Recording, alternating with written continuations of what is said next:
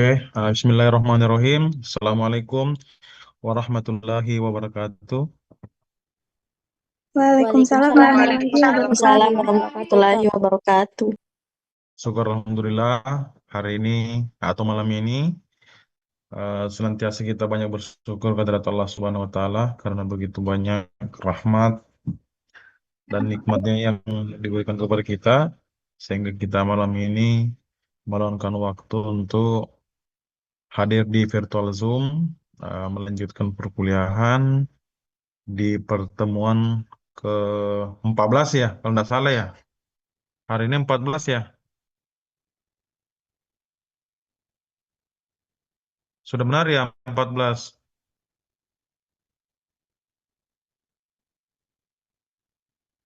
Ada bisa bantu jawab deh 14 ya, sudah benar atau bagaimana?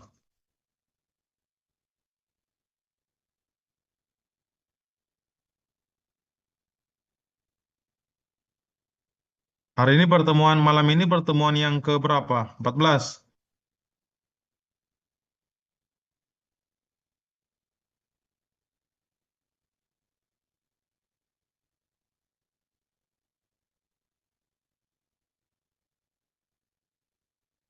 Suara saya terdengar deh. Suara saya terdengar kah atau tidak? Halo?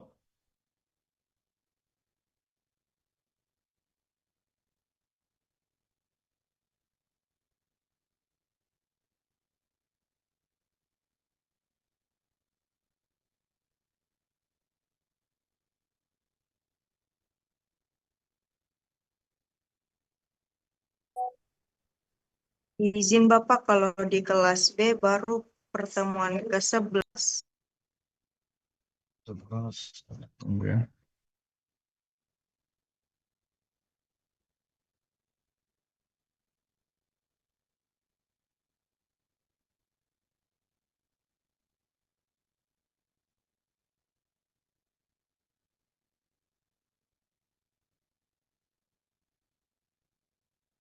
Oh, tidak apa-apa ya, karena saya diamanahkan itu di pertemuan ke-14 sampai dengan 16.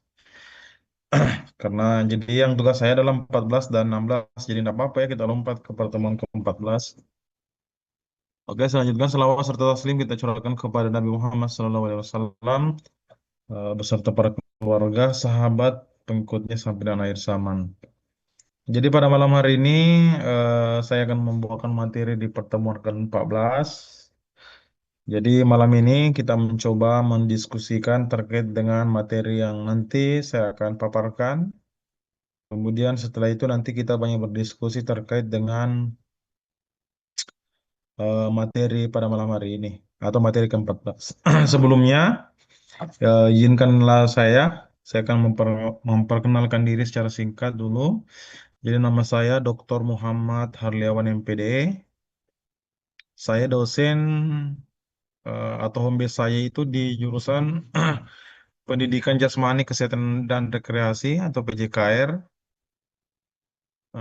Terus saya satu juga di UNM PJKR, kemudian S2 saya itu di Universitas Negeri Jakarta, jurusan Pendidikan Olahraga, kemudian S3 saya di Universitas Negeri Yogyakarta, sama dengan Pak Ketua Prodi, Pak Dr. Atsam. Kemudian saya tinggalnya di Sudiang. Di sini ada tinggal di Sudiang, teman-teman. Ada yang tinggal di planet Sudiang di sini? Nggak ada ya.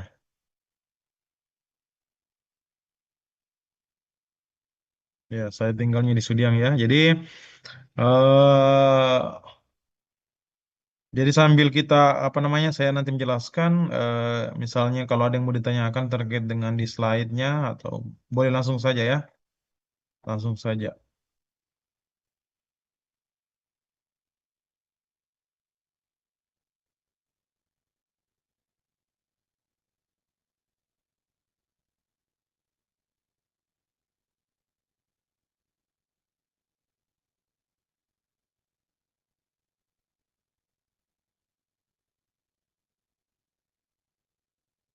PPT-nya sudah terlihat? Sudah, Pak. Sudah, Pak.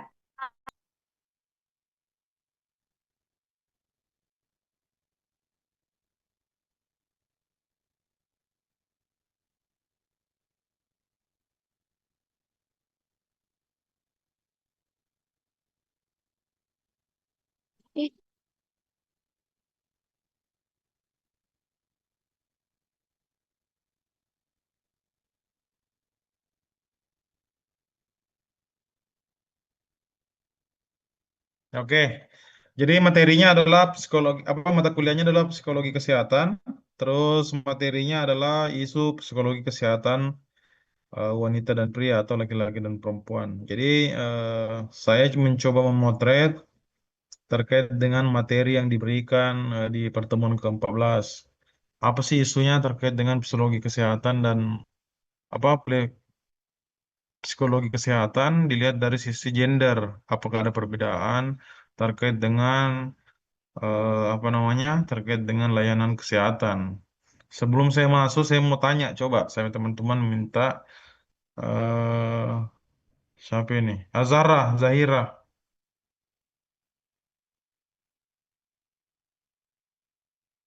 bisa mendengar saya, Azara, Zahira? Bisa, Bapak. Admin case itu kalau selesai, eh, salah satu tujuannya apa ya? Untuk terkait dengan pelayanan kesehatan itu kerjanya apa? Administrasi Hmm, atau seperti apa? Boleh, boleh coba disampaikan. ya, mungkin bisa bekerja di bagian manajemen atau admisi.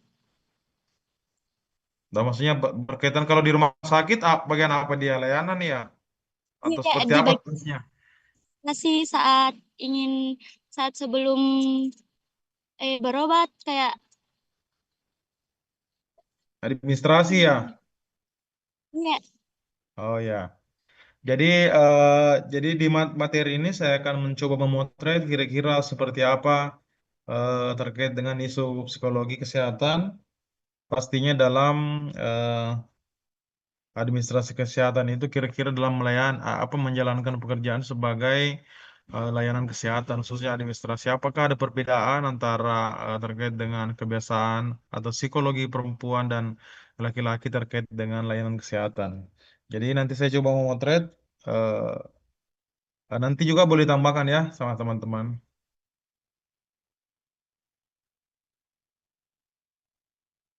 Ya, dinamika psikologi kesehatan pria dan wanita, sebuah pendekatan biopsikososial. Jadi saya coba melihat kira-kira apa sih pendekatan yang kita melihat dari psikologi kesehatan, baik itu perempuan dan wanita. Apakah ada perbedaan yang sangat signifikan terkait dengan teman-teman atau layanan kesehatan? Yang pertama adalah analisis identitasnya. Kita akan bahas nanti. Kemudian yang kedua adalah budaya. Yang ketiga adalah sistem administrasi kesehatan.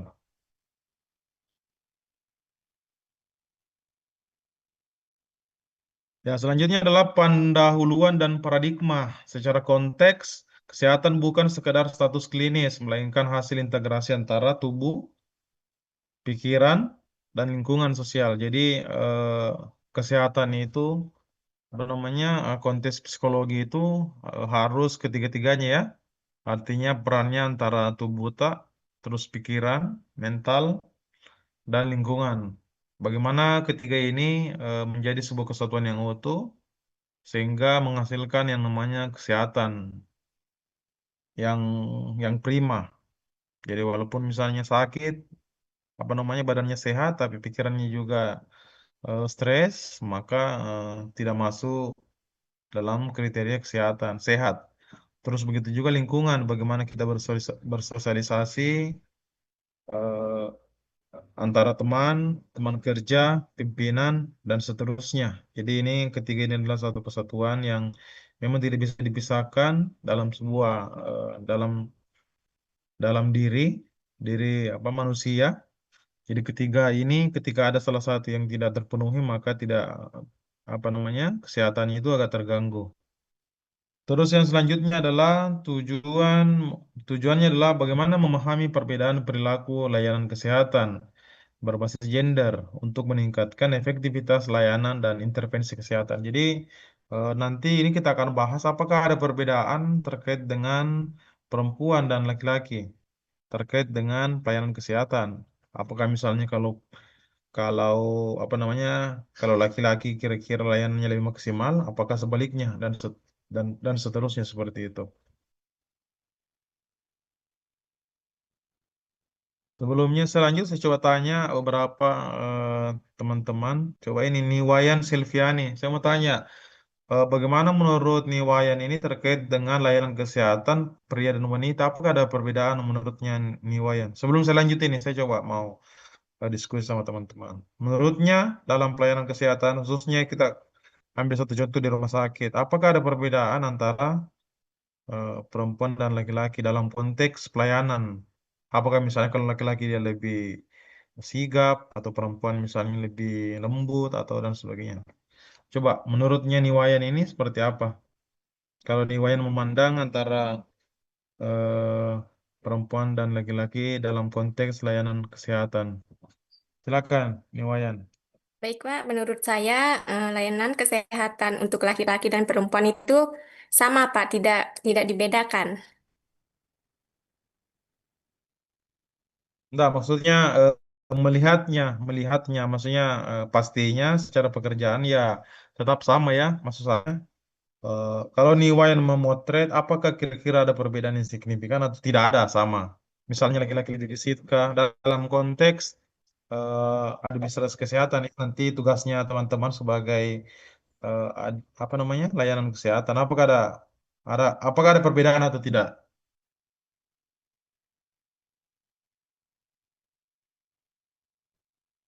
Iya, Pak. Ada perbedaan yang cukup signifikan dalam konteks administrasi kesehatan di rumah sakit, Ya, terutama dalam kebutuhan layanan kesehatan, Pak. Nah, perempuan itu ya, memiliki layanan khusus seperti pemeriksaan kehamilan, ya, persalinan, dan kesehatan reproduksi. ya. Kemudian, eh, pada laki-laki itu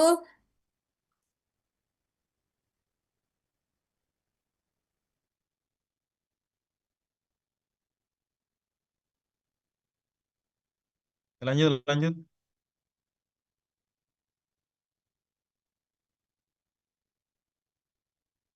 Kemudian sementara laki-laki, Pak, lebih banyak terkait layanan seperti kesehatan prostat atau urologi, Pak. Ya, coba saya mau ke mana?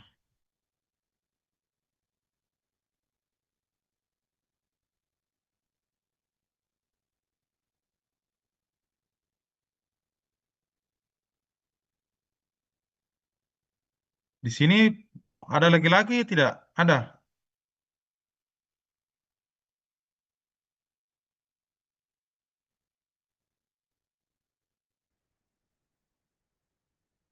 Ya, coba laki-lakinya saya tanya. eh, ini masih konteks lain kesehatan ya. Ketika laki-laki dan perempuan diamanai satu tugas yang sama, menurutnya ini kalau laki-laki, apakah ada perbedaan yang signifikan dalam hal pekerjaan atau konteksnya? Ini pekerjaannya sama ya, sama, sama.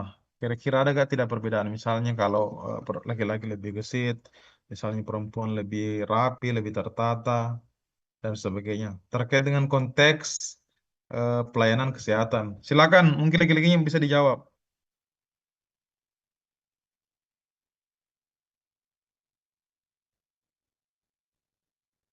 Siapa tadi yang bicara itu? Silakan, silakan dijawab, dijawab saja deh. Ini saya minta hanya pandangan ya. Jadi di sini kita diskusi, jadi tidak ada benar salahnya kita mencoba satu apa namanya, satu persepsi terkait dengan atau satu pandangan terkait dengan permasalahan ini.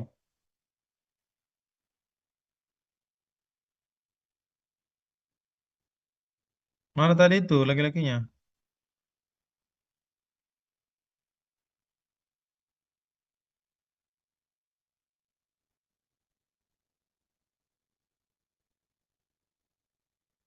Ya, silakan, silakan deh dijawab kayak langsung. Langsung saya dijawab.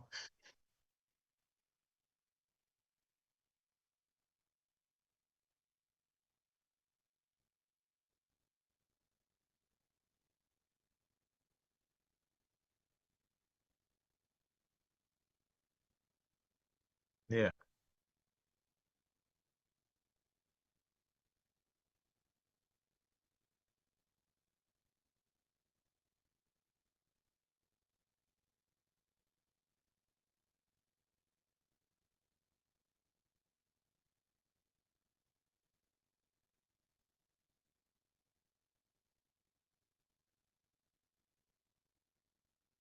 Oh begitu.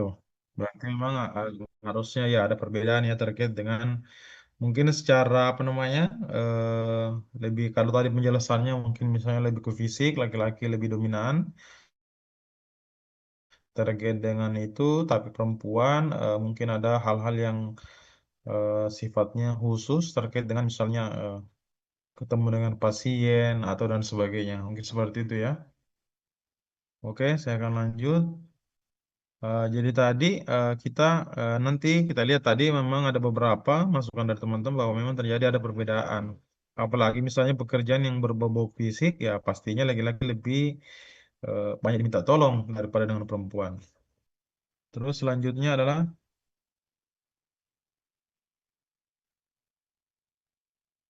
ya, terus selanjutnya adalah indikator biologisnya atau perbedaan dasarnya. Yang pertama adalah profil hormonal atau pengaruh testosteron, agresivitas, dan estrogen kelembutan pada regulasi emosi. Jadi memang yang kita pahami bahwa memang di setiap pelayanan itu pasti ketika kita misalnya komplain dan yang kita dapatkan laki-laki ya pasti apalagi misalnya kalau laki-laki yang komplain kemudian ketemu sama laki-laki yang melayani biasanya akan tidak ketemu.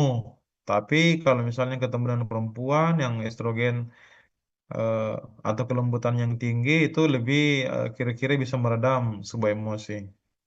Ini banyak kita jumpai ya, banyak kita jumpai di pelayanan-pelayanan khususnya kesehatan. Apalagi di kesehatan itu, kalau misalnya kita ke rumah sakit, antrian poli dan sebagainya, pasti tidak tidak terlepas dari namanya komplain. Namanya komplain ya. Jadi saya juga kalau misalnya ke rumah sakit, biasanya kalau rujukan ke rumah sakit, pasti di semua layanan itu di depan apa istilahnya ya CS kayaknya saya kurang paham tapi rata-rata memang perempuan.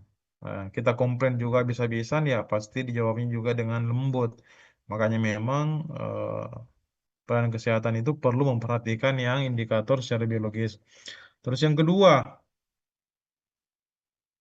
struktur otak juga kalau laki-laki pada dasarnya memang agak lebih meledak-meledak dibanding dengan perempuan. Cara regulasi emosi, kalau perempuan memang cenderung lebih terkontrol dibanding dengan laki-laki. Terus yang selanjutnya adalah siklus hidupnya ya, siklus hidup, isu kesehatan reproduksi yang spesifik sebagai penentu kesejahteraan mental atau mood swing.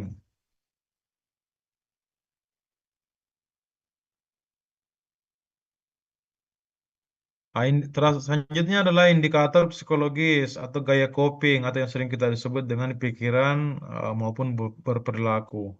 Karena pikiran itu eh, apa namanya dipikirkan kemudian muncul menjadi sebuah tindakan. Terus wanita eh, karakteristiknya dia lebih emotion, fokus, coping, kecenderungan mencari dukungan sosial dan berbagi empati. Terus yang kedua adalah eh, pria itu lebih problem. Jadi laki-laki itu kecenderungannya problem solvingnya dia lebih lebih apa namanya ketika ada permasalahan selalu mencari solusi. Uh, Solusi teknis atau mekanisme pengalihan. Kalau misalnya perempuan agak susah terkadang menjadi apa namanya mencari problem solving, kecenderungannya mencari selalu empati atau dukungan sosial. Terus tantangannya, risikonya adalah kesulitan mengekspresikan emosi. Kalau Kalau pria itu biasanya kalau ada apa namanya kecenderungannya ada sesuatu eh, jarang dia dia ungkapkan, lebih baik dia apa namanya diam. Kalau misalnya perempuan lebih cenderung paniknya lebih tinggi dan sebagainya. Betulkah seperti itu? Saya coba mau diskusi lagi sama teman-teman. Dari yang saya baca, memang perempuan itu cenderung lebih panik ketika menghadapi sesuatu hal, misalnya komplain. Dibanding dengan laki-laki. Laki-laki itu lebih ke kalau ada sesuatu masalah lebih selalu mencari kira-kira apa solusinya. Coba mau ke Nabila Rizky. Bagaimana menurutnya Nabila Rizky terkait dengan ini tadi yang kita bahas indikator psikologis. Misalnya wanita lebih cenderung butuh empati, kalau misalnya pria lebih kalau ada sesuatu lebih selalu mencari problem solving atau solusi.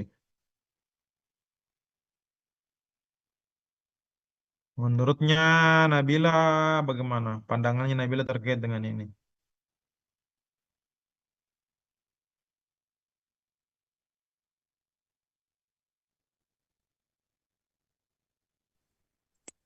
Menurut saya Pak, kadang itu perempuan memang lebih pakai empati dibanding laki-laki. Karena laki-laki kan biasa kayak pakai apa ya, Pakai logika. logikanya dibanding perempuan lebih ke lebih berjalan logikanya dibanding perempuan. Karena Berarti yang perempuan itu anak Kak, keras. itu Pak Ya, lebih pakai perasaan, makanya lebih ke empati.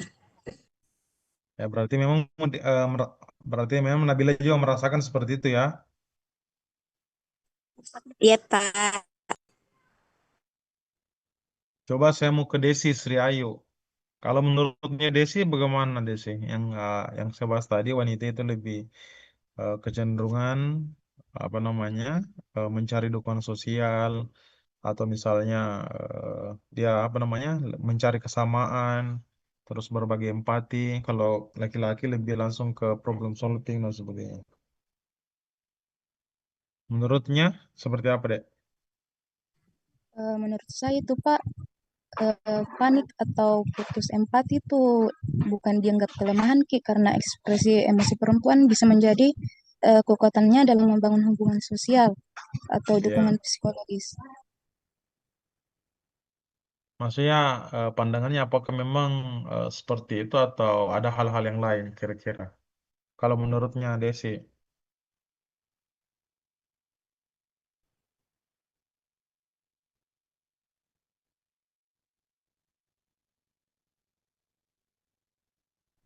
Perempuan itu Pak cenderung Ki menggunakan emosi, jadi eh, jadi orang lain menafsirkannya sebagai panik, padahal sebenarnya bentuk kepekaan terhadap situasi. iya berarti ekspresi ya. Ya Tapi Pak. di sisi lain juga tetap juga apa namanya selalu memikirkan problem solving ya, karena ini juga ada hubungannya dengan teman-teman nanti sebagai layanan apa namanya layanan kesehatan. Misalnya dalam bekerja ketika ketemu situasi yang apa namanya komplain dan sebagainya. Oke, terima kasih. Selanjutnya coba saya mau ke siapa lagi ya? Mutia Rahman. Kira-kira misalnya kalau dalam administrasi kesehatan, kalau misalnya kita bekerja di rumah sakit, biasanya itu kecenderungan orang komplain itu terkait dengan apa?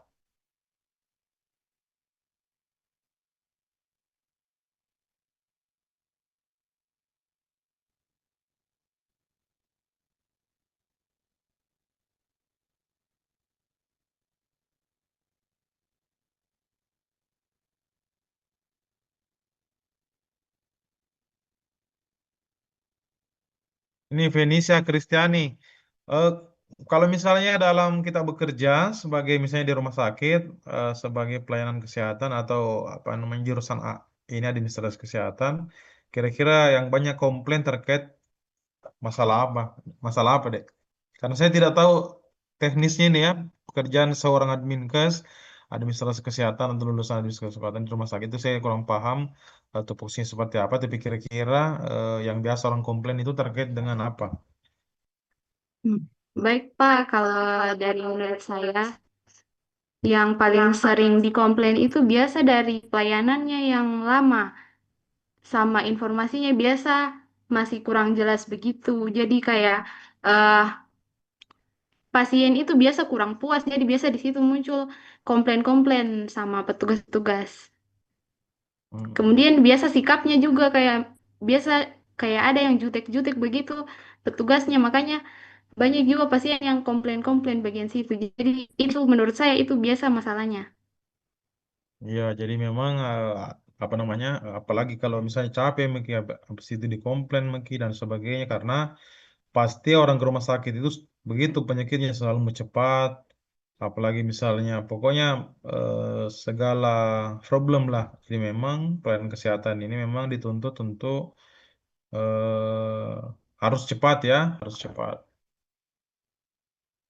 Apalagi misalnya kalau saya lihat di rumah sakit itu biasanya saya mendengar perawat dan sebagainya misalnya tidak cair dari BPJS, apa namanya? eh apa namanya istilahnya itu kalau kalau dari BPJS biasanya apa itu kalau misalnya di rumah saya selalu mendengar itu apa namanya? Pembayaran apa ya? Layanan atau apa saya kurang paham. Tidak tidak cair itu misalnya lama baru cair terus kena komplain makanya terkadang apa namanya tidak mood menghadapi itu. Terus selanjutnya kita lanjutkan kembali masalah faktor sosial dan lingkungan. Penting, ini penting sekali. Yang pertama di lingkungan sosial, circle bekerja dalam mitigasi stres. Memang ketika kita dapat komplain, terus teman kita atau sejawat kita memberikan misalnya motivasi atau misalnya ada komplain, sebegini saja, ini solusinya ini, atau misalnya coba deh ini, coba lakukan ini, coba ini dan sebagainya. Setidaknya ada membantu kita menyelesaikan sebuah persoalan. Karena ini sangat penting. Terus ini juga ini berbicara masalah konteks gender ya, tekanan media sosial, efek digitalisasi terhadap citra tubuh. Ini biasanya perempuan ini banyak yang seperti ini.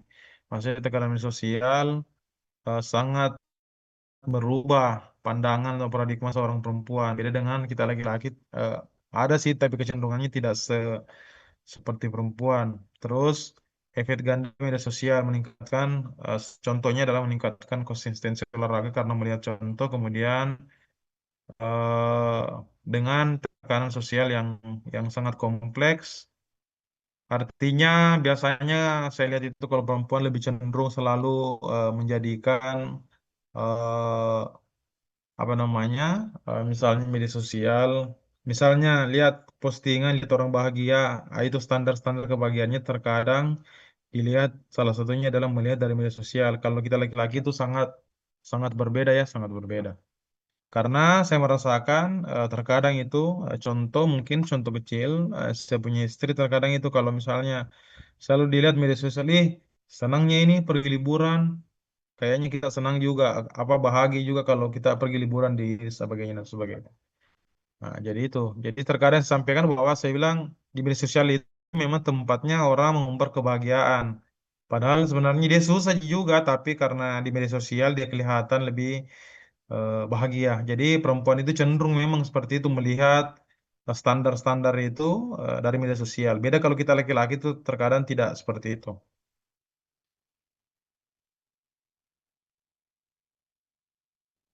Terus selanjutnya adalah perspektif gender, manifestasi identitas.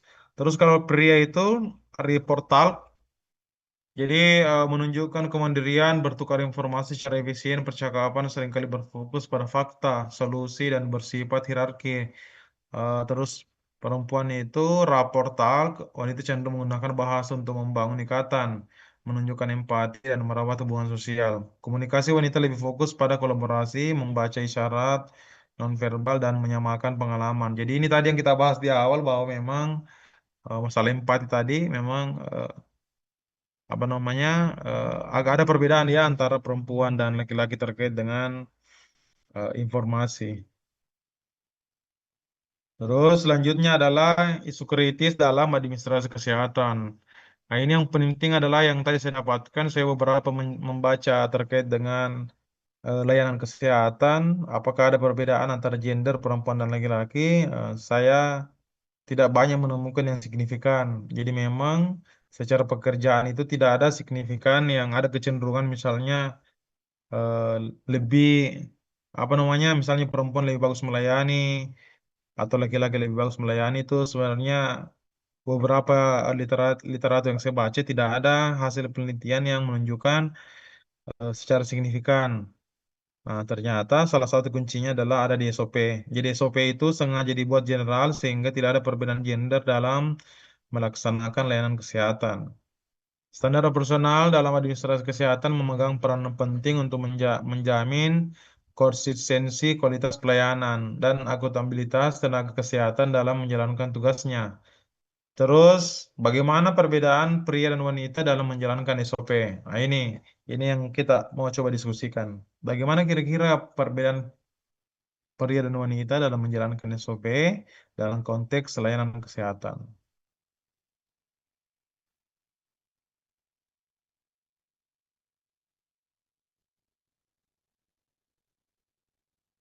Ya, saya coba mau ke Uswatun Hasanah.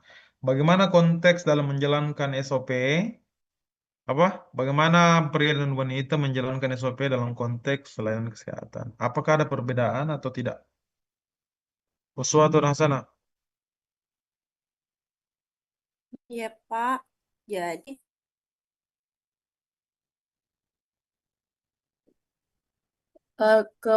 untuk SOP itu Pak kan banyak aspeknya. Mungkin salah satu aspeknya itu yang kayak komunikasi saat SOP. Ke perempuan itu cenderung biasa lebih sabar atau edukasinya itu lebih naratif. Nah, kalau laki-laki itu komunikasinya lebih singkat dan langsung ke poin-poin inti saja. Nah, maksudnya ada perbedaan tidak dalam menjalankan SOP antara perempuan dan laki-laki atau pria dan wanita? Apakah ada perbedaan yang signifikan menurutnya Ustadz Tunasana dalam menjalankan atau dalam implementasi SOP dalam konteks layanan kesehatan? Menurutnya Ustadz Tunasana, apakah ada perbedaan implementasi SOP apa namanya pria dan wanita dalam menjalankan dalam konteks layanan kesehatan? Ada tidak perbedaannya?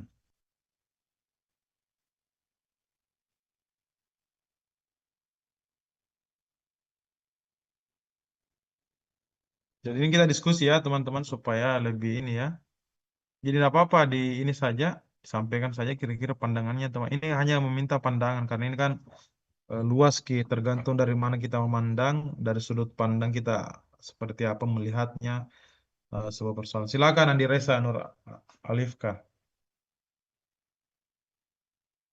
Baik, Bapak, terima kasih atas kesempatannya. Jadi saya izin membantu.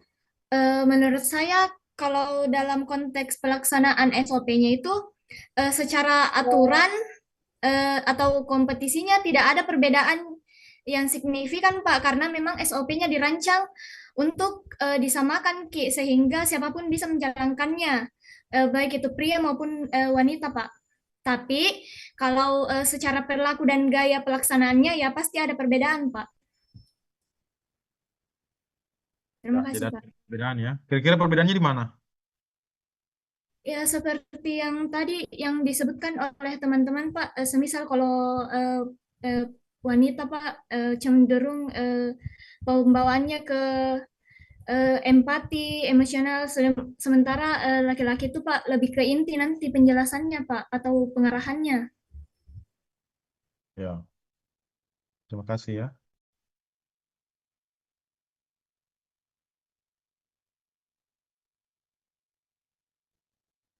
Saya coba mau ke ini, Feni Olivia Untung. Bisa mendengar saya, Dek? Iya, Pak. Ya. Jadi dalam implementasi SOP, apakah ada perbedaan pria dan wanita dalam konteks layanan kesehatan atau menjalankan SOP itu adakah perbedaan antara pria dan wanita dalam konteks Menurutku, Pak, layanan untuk kesehatan? pelayanan kesehatan itu sama aja untuk laki-laki dan perempuan. Cuma yang membedakan itu penyesuaiannya sedikit. Karena perempuan itu misalnya tuh ada dia tindakan khususnya, Pak, kayak ada perempuan yang haid dan yang hamil. Nah, terus bisa juga dilihat dari segi kenyamanannya. Biasanya perempuan itu lebih butuh jaga privasi. Jadi SOP-nya itu sama, Pak, tapi cara menjalankannya disesuaikan supaya semua pasien tetap nyaman dan juga aman, Pak. Terima kasih. Oh, siap. Makasih ya. Selanjutnya ini siapa lagi ya? Siti mana tadi itu? Siti Fatimah. Dalam apa namanya implementasi SOP, apakah ada perbedaan perempuan dan atau laki-laki dan perempuan dalam konteks layanan kesehatan? Tadi kan di awal kita sudah bahas terkait dengan ternyata struktur berpikirnya itu agak berbeda perempuan, terus moodnya juga, pengambilan keputusannya juga berbeda. Jadi menurutnya Siti Fatimah, apakah ada perbedaan yang signifikan atau ada sebuah case contoh kira-kira Misalnya kalau SOP ini di Pak, pekerjaan ini bisa diulang. beda dan implementasi Bisa diulang, SOP Pak. Maaf, kan dia berbeda. Apakah dalam implementasi SOP standar operasional, apakah ada perbedaan perempuan dan laki-laki dalam menjalankan itu konteksnya layanan kesehatan?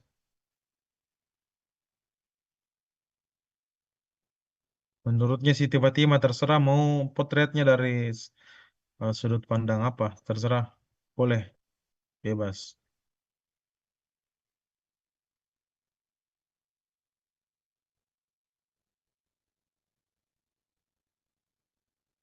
Kalau dalam secara SOP sebenarnya Pak tidak boleh membeda-bedakan antara perempuan dan laki-laki karena semua pasien itu harus mendapatkan pelayanan yang adil dan rata. Tapi kalau berdasarkan kebutuhan kayak pelayanan kehamilan itu baiknya untuk kayak perempuan mungkin pasiennya ada yang tidak nyaman kalau sama laki-laki begitu Pak. Iya. Nah, maksudnya ini konteks ini teman-teman yang kita bahas adalah terkait dengan apa namanya pekerjaannya harusnya yang sama ya, bukan misalnya pekerjaan memilih yang memang khusus untuk perempuan, terus pekerjaan khusus untuk laki-laki.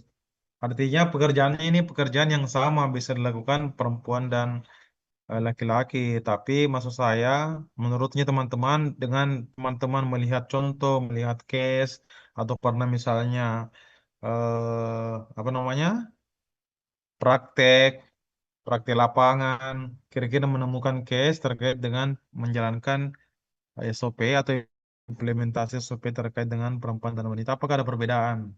Ini maksudnya teman-teman secara pengalamannya, experience-nya. Silakan, Ade, Fadila. Baik Bapak, terima kasih atas kesempatannya. Nah, Ya, sebelumnya saya bercerita tentang pengalaman saya, Pak. Saya pernah ya. dinas di rumah sakit juga, Pak. Nah, memang ada perbedaan antara cara pelayanan laki-laki dan perempuan, Pak. Karena saya ambil dari diri saya sendiri dan juga perbedaan dari teman laki-laki saya itu bahwa eh, kalau perempuan itu, Pak, lebih cekatan, lebih detail caranya ketimbang Hmm. laki-laki, Pak. Seperti semisal ada pasien datang ke IGD, itu perempuan itu lebih cepat pergerakannya, Pak, ketimbang laki-laki. Karena kalau laki-laki, Pak, dia eh, lebih apa namanya? Lebih suka menunda-nunda, Pak. Apalagi pada saat itu sedang rame-ramenya pasien, Pak. Terima kasih. Ya, ya, menurutnya jadi pengalaman dari Ade memang ada perbedaan ya dalam implementasi atau misalnya standar operasional apa prosedur ternyata ada perbedaan. Artinya kan memang secara nyata atau secara tekstual SOP itu harus dibuat general ya siapapun, tapi secara konteks ya mungkin apa di lapangan memang ada perbedaan. Yang kita lihat ya, yang kita lihat pengalaman ada perbedaan. Oke, saya lanjutkan kembali.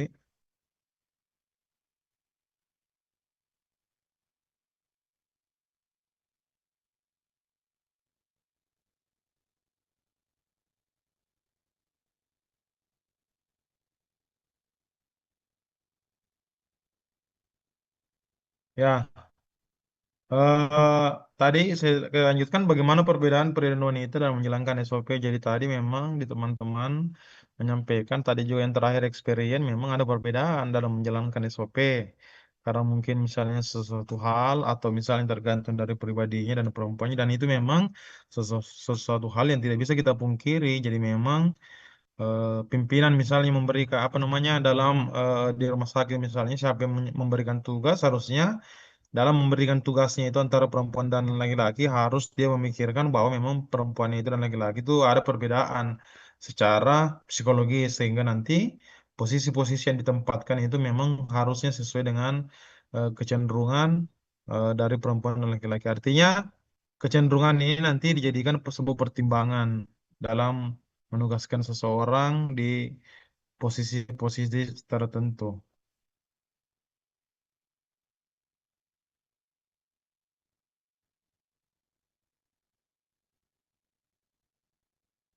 Ya, jadi beberapa hasil riset yang saya baca dapatkan ternyata tidak ada apa namanya tidak ada hasil riset yang signifikan eh, mengatakan bahwa misalnya perempuan lebih ini dalam dalam hal menjalankan SOP. Jadi yang pertama adalah ini salah satu apa namanya penelitiannya bahwa ini melalui uji Chi-square pada perawat IGD dan Robatina, riset ini membuktikan secara statistik bahwa tidak ada hubungan yang signifikan antara jenis kelamin dengan kepatuhan menjalankan SOP medis. Baik tenaga kesehatan laki-laki maupun perempuan memiliki disiplinan yang sama. Faktor penentunya utamanya justru adalah beban kerja dan ketersediaan alat, bukan gender. Jadi memang tidak ada perbedaannya ya. Harusnya memang secara ideal harus sama. Karena kenapa dibuat SOP? Supaya dibuat lebih general. Jadi siapapun yang menjalankan itu, baik perempuan laki-laki, harusnya pas dijalankan dengan eh, yang sama. Terus yang kedua juga, hasil riset menunjukkan bahwa menguji kepatuhan penggunaan masker dan APD sesuai dengan standar operasional, hasil temuan menegaskan bahwa perbedaan jenis kelamin tidak dapat menentukan tingkat kepatuhan seorang perawat. Ini contohnya perawat ya. Motivasi internal dan ketegasan kepala ruangan memegang peran yang jauh lebih krusial dibandingkan dengan latar belakang gender. Jadi memang pimpinan di sebuah misalnya eh, kepala ruangan misalnya ya harus ketegasan yang tinggi.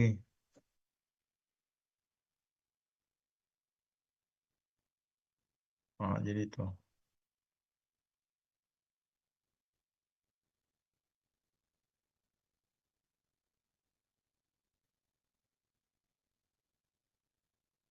Ya, jadi itu tadi ya. Jadi beberapa riset memang tidak ada yang satu riset yang menunjukkan signifikansi antara implementasi SOP. Apakah ada misalnya kepatuhan, apakah tinggi kepatuhannya perempuan atau tinggi kepatuhannya laki-laki terhadap dengan SOP. Jadi tidak ada ya.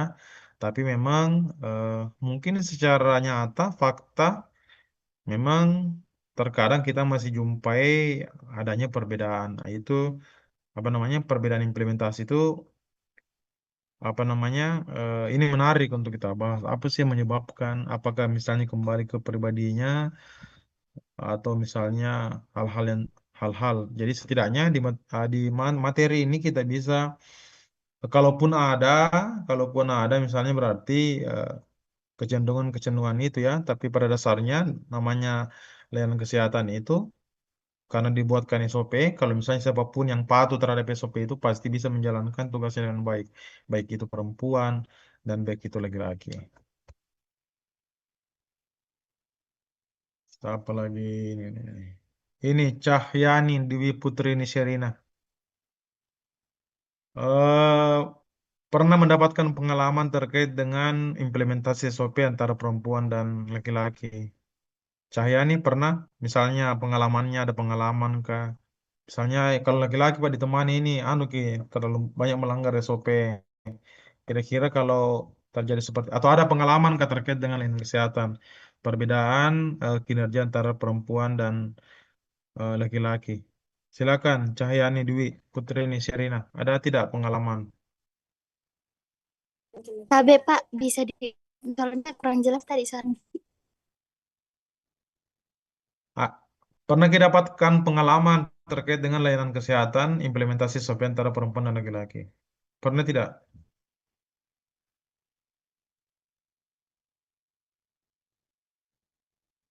Mungkin kalau dari saya Pak tidak pernah. Tidak Atau mungkin pernah. teman-teman yang lain pernah tidak mendapatkan experience terkait dengan layanan kesehatan terkait dengan perbedaan kinerja perempuan dan laki-laki?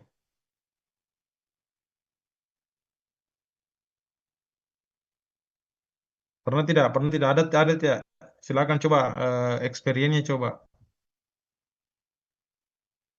supaya menarik. Kira-kira apa sih yang menyebabkan?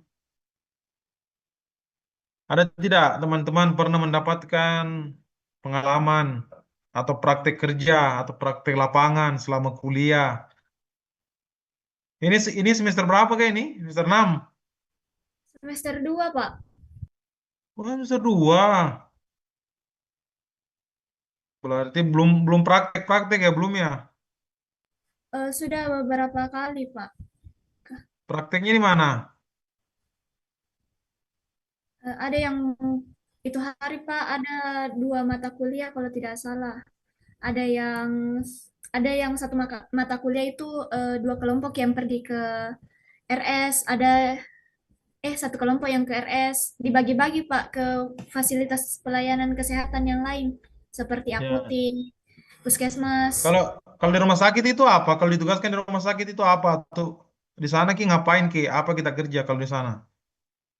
Kemarin Pak, anu mata kuliah komputer administrasi Pak tentang menanyakan tentang software dan soft hardnya rumah sakit. Oh, berarti itu terkait apa? Maksudnya ditanyakan itu untuk apa? Kita mau tahu apanya yang kita mau tahu. Perangkat-perangkat atau aplikasi-aplikasi khususnya rumah sakit Pak untuk pelayanan kesehatannya. Enggak, maksudnya kita tanyakan ada atau tidak begitu. Enggak, maksudnya perangkat-perangkatnya itu maksudnya apa?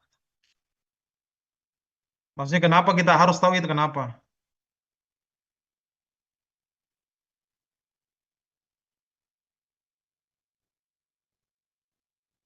Iya,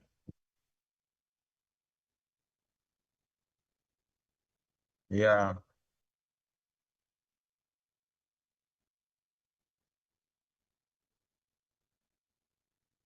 iya.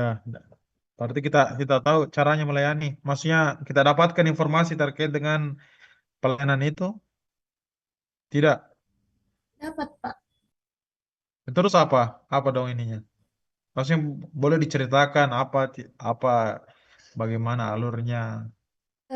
Kebetulan Pak itu hari yang menjelaskan laki-laki Pak dan bagus caranya menjelaskan karena dijelaskan secara detail tentang penggunaannya apakah eh, kayak lansia bisa juga menggunakan karena memang ada khusus pelayanannya Pak di rumah sakit yang menjelaskan nih caranya mendaftar orang yang menemani lansia ini Pak. Jadi kalau datang kedua kalinya nah tahu nih Pak.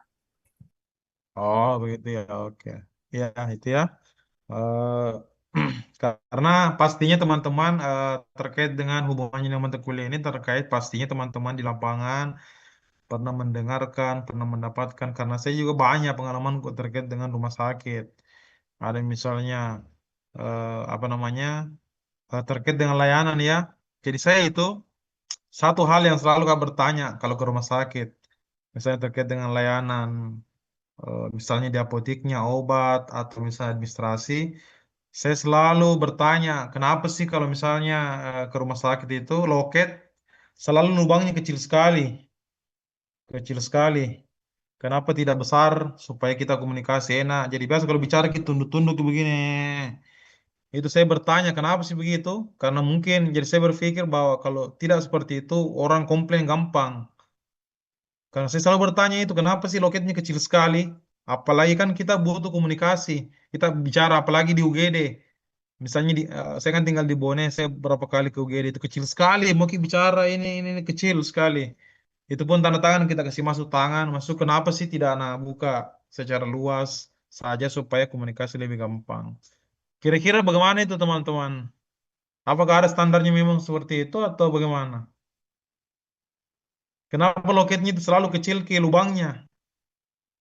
Di rumah sakit itu sering-sering nggak dapat begitu ke lubangnya itu kalau misalnya pendaftaran di UGD selalu kecil ke loketnya itu kenapa? Coba ini saya mumpung ada ini teman-teman administrasi kesehatan kira-kira kenapa di seperti itu?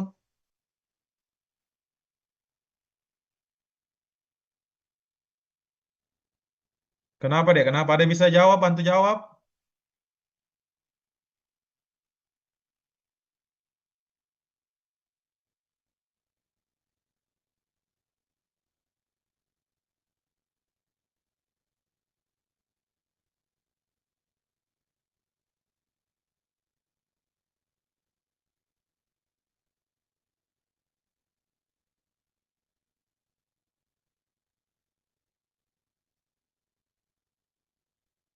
Oh, bukan untuk komplain ya?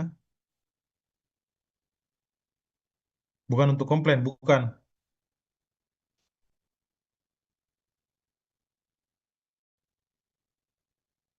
Ya itu maksudku. Maksudnya ya begitu maksudku. Konteks yang begitu saya maksud. Apa kebetul? Maksudnya dugaanku seperti itu ya. Kalau misalnya mau kesehatan, mungkin tidak ya. Karena pasti yang seperti itu bukan di semua pasien, pasti pengantar pasien yang sehat-sehat. Maksud saya, ini terkait dengan layanan ya. Ini kita membahas terkait dengan konteks layanan. Apakah teman-teman pernah mendapatkan informasi atau teman-teman mempelajari terkait dengan eh, kenapa lubangnya kecil kalau misalnya di pelayanan rumah sakit? Padahal kan mau bicara, dan terkadang juga bicara itu pasti tunduk-tunduk Ki. Nah, itu saya bilang kenapa sih tidak dibuka lebar saja supaya gampang. Ada yang lain kira-kira pernah mendapatkan informasi atau belajar terkait dengan hal-hal itu? Karena ini terkait dengan layanan. Teman-teman yang lain coba coba Ki. Coba kira-kira kalau menurutnya teman-teman hal itu bagaimana?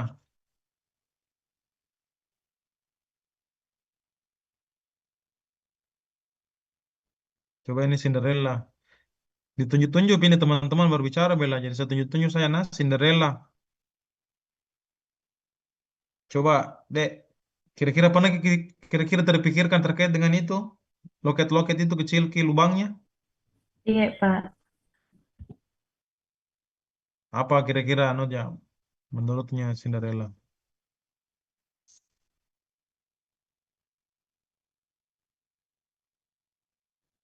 Atau enggak ada, enggak pernah terpikirkan bilang begitu memang kayaknya. Begitu.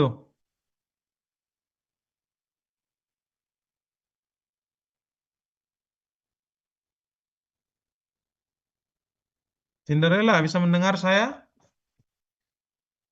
Komen-komen deh sedikit Cinderella. Bagaimana itu terkait dengan layanan loket layanan kenapa kecil-kecil Ki lubangnya?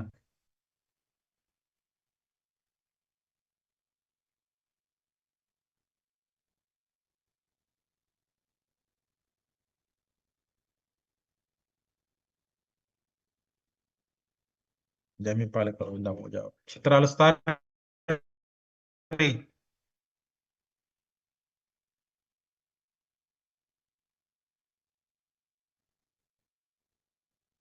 Citra Lestari.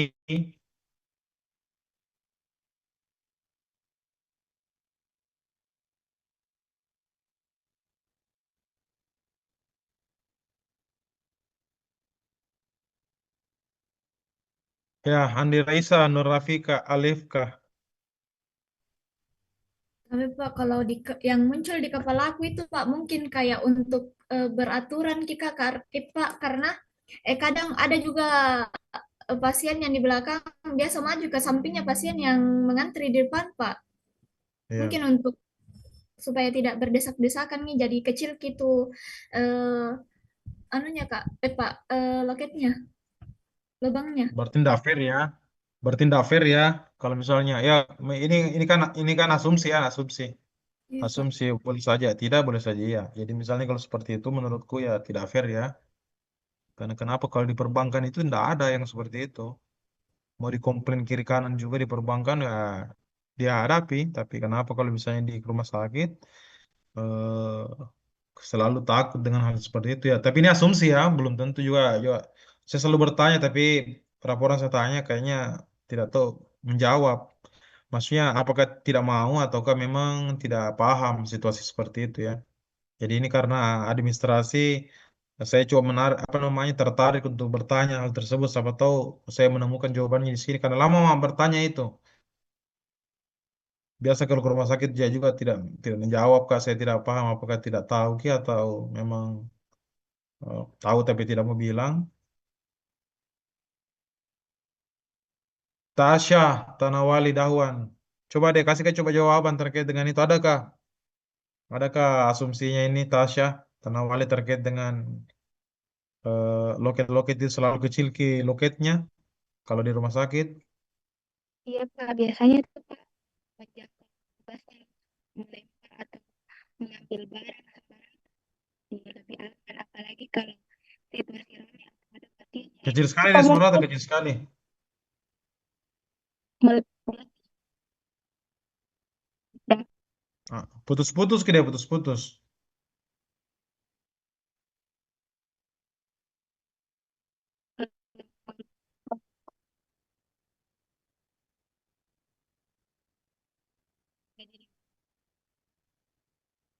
Putus ke dia kayaknya jaringan tak memang bagus. Saskia, coba Saskia. Saya mau mendengar coba Saskia. Ini kelas B. Terkait dengan pertanyaan itu masih penasaran kini Saskia. Coba dijawab sedikit. Soal yang loket itu, Pak, Iya, kalau menurutku sih ya setuju dengan jawabannya Irga tadi, Pak, menjaga privasi data pasien, Pak, dan juga nah, maksudnya ini mengon privasinya bagaimana? Enggak, maksudnya privasinya kan anu Ji, apa namanya? Kaca putih kelihatan juga kalau dari depan. Tapi Maksudnya Pak, bisa juga dilihat. izin ya menambahkan eh, Pak. Atau maksudnya privasinya oke. ini maksudnya takutnya direbut atau bagaimana? Kalau dilihat bukannya karena bisa dilihat juga dari luar. Maksudnya Maksudnya Pak kayak eh, yang kayak mengurangi kemungkinan orang lain itu bisa mendengar informasi pribadinya, Pak.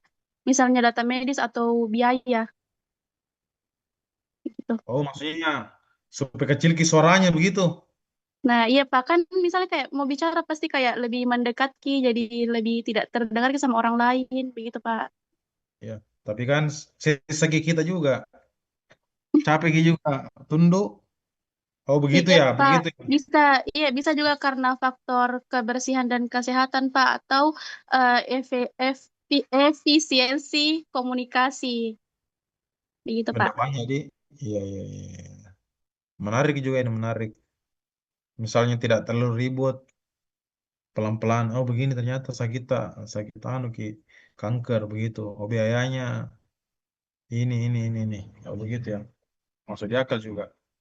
Kenapa saya tanyakan itu deh? Karena ini penting ya. Karena teman-teman ini adalah administrasi kesehatan terkait dengan layanan kesehatan.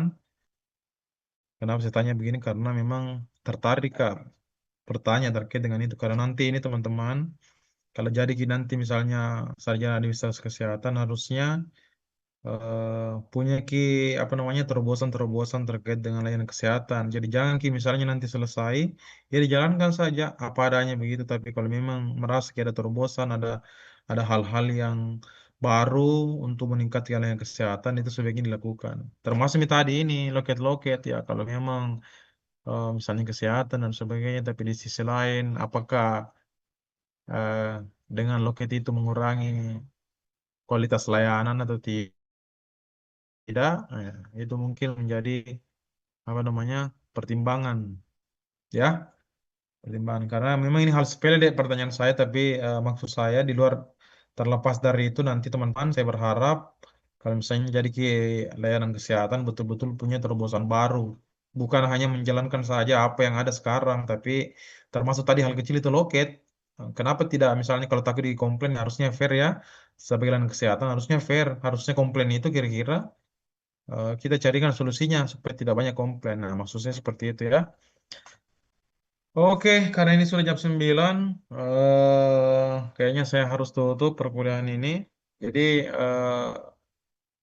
inti dari dalam layanan kesehatan itu yang pertama adalah SOP. Jadi, SOP ini sangat penting.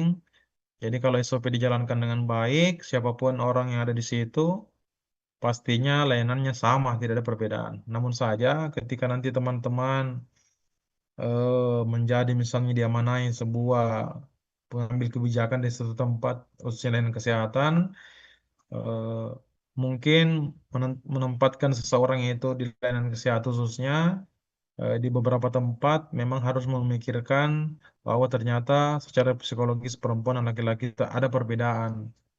Jadi mungkin itu menjadi hal satu pertimbangan untuk menempatkan seseorang di eh, apa namanya tempat-tempat tertentu di layanan kesehatan. Nah, itu ya. Oke, saya rasa cukup. Sekian pertemuan kita pada malam hari ini. Apa yang tadi sampaikan itu adalah salah satu potret. Jadi saya ini orang yang di luar dari kesehatan, tapi saya mencoba memotret dengan potret seperti itu ya. Jadi terkadang memang kenapa ilmu itu eh, harus kolaborasi karena terkadang eh, orang yang misalnya kita layanan kesehatan terkadang butuh orang yang melihat dengan kacamata yang bukan orang layanan kesehatan, sehingga memberikan masukan-masukan atau pandangan-pandangan yang di luar dari apa yang selalu kita pikirkan. Jadi memang pentingnya kolaborasi ya, kolaborasi. Karena terkadang itu sama dengan halnya dengan terkadang kita itu terkadang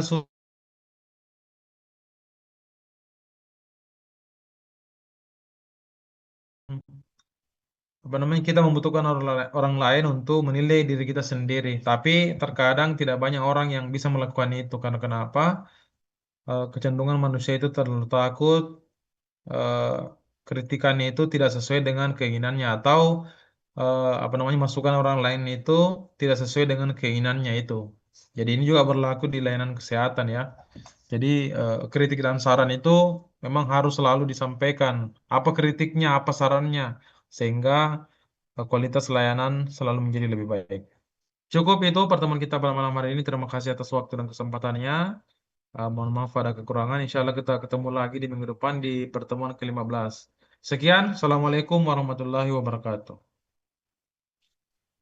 Waalaikumsalam warahmatullahi wabarakatuh. Waalaikumsalam warahmatullahi wabarakatuh. Waalaikumsalam Terima kasih, Terima warahmatullahi kasih. Bapak. wabarakatuh. Terima kasih ya.